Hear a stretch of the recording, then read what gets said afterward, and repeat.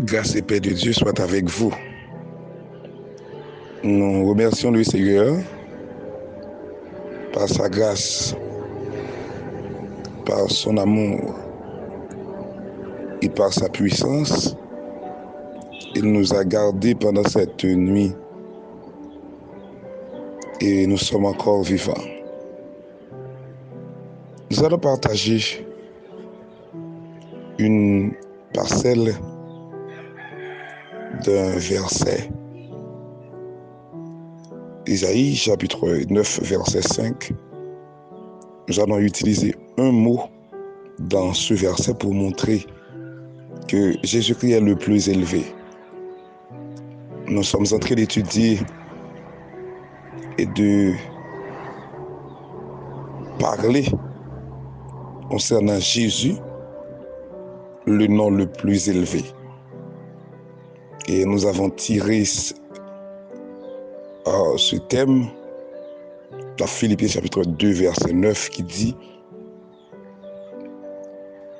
alors c'est pourquoi aussi Dieu l'a souverainement élevé et lui a donné un nom qui est au-dessus de tout nom. Isaïe 9 verset 5 dit: car un enfant nous est né, un fils nous est donné et la domination reposera sur son épaule. On l'appellera admirable, conseiller, Dieu puissant, Père éternel, prince de la paix. Par rapport à sa divinité, Jésus est considéré comme le nom le plus élevé par rapport à sa divinité. Parce qu'il est l'homme Dieu. Par rapport à sa divinité, il est le plus élevé. Chaque personne est un nom.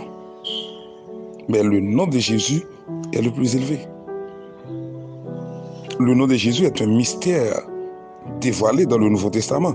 Lorsque l'ange, dans Luc chapitre 1er, verset 26 à 33, l'ange Gabriel l'avait dit à Marie. Le nom de Jésus est au centre de l'histoire. Il faut dire avant ou après Jésus-Christ.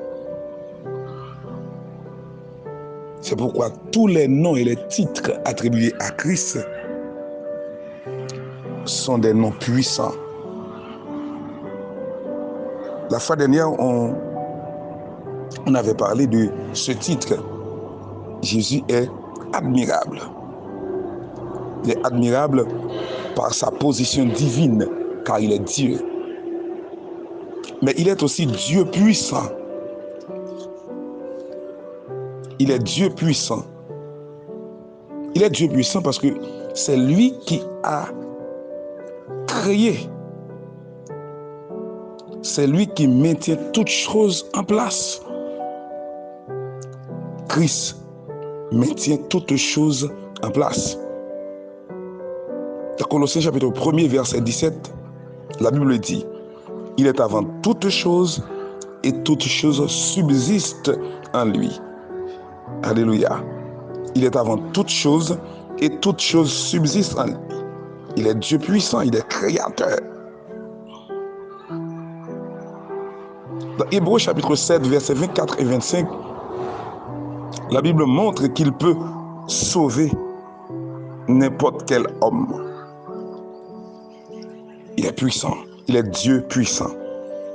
Mais lui, parce qu'il demeure éternellement, possède un sacerdoce qui n'est pas transmissible. C'est aussi pour cela qu'il peut sauver parfaitement ceux qui s'approchent de Dieu par lui, étant toujours vivant pour intercéder en leur faveur. Le sacerdoce lévitique n'était pas plus excellent que celui de Christ. Le sacerdoce de Christ est un sacrificateur, un souverain sacrificateur plus excellent que le sacerdoce lévitique. Il est le Dieu puissant. dans sa rencontre avec les dieux égyptiens, il se montre puissant parce qu'il est placé au-dessus de tout Dieu. Il est placé au-dessus de tout ce qu'on appelle Dieu, de tout ce que l'homme peut appeler Dieu. Quand Moïse est arrivé dans le pays d'Égypte et dans la démonstration de puissance des dieux, quand Aaron laisse par terre son bâton, le bâton d'Aaron était devenu un serpent. Et les magiciens, dans leur enchantement, laissent par terre leur bâton et leurs bâtons deviennent également des serpents. Qu'est-ce qui arrive? Le Dieu puissant démontre sa puissance parce que les serpents d'Aaron, mais des enchanteurs d'Aaron, étaient inférieurs par la puissance du serpent de Aaron, du serpent de Moïse.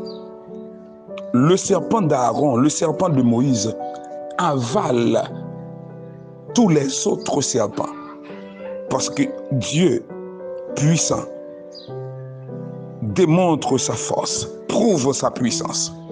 Jésus prouve sa puissance face au serpent d'Aaron. Et c'est ce que Jésus fait encore. Il prouve sa puissance pendant qu'il montre qu'il est avec toi. Pendant qu'il montre qu'il est ton sauveur, il est ton Dieu. Ne t'effraie point. Ne soyez pas peur.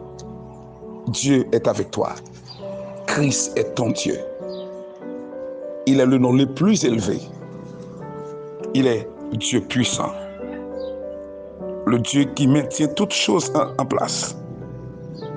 Le Dieu qui peut sauver n'importe quel homme. Le Dieu qui est placé au-dessus de tout ce que l'homme peut appeler Dieu. Passe une excellente journée sous la protection, sous le regard du Dieu puissant. Que le Seigneur soit avec vous. C'était votre serviteur, Jonas Saint-Théus. À bientôt.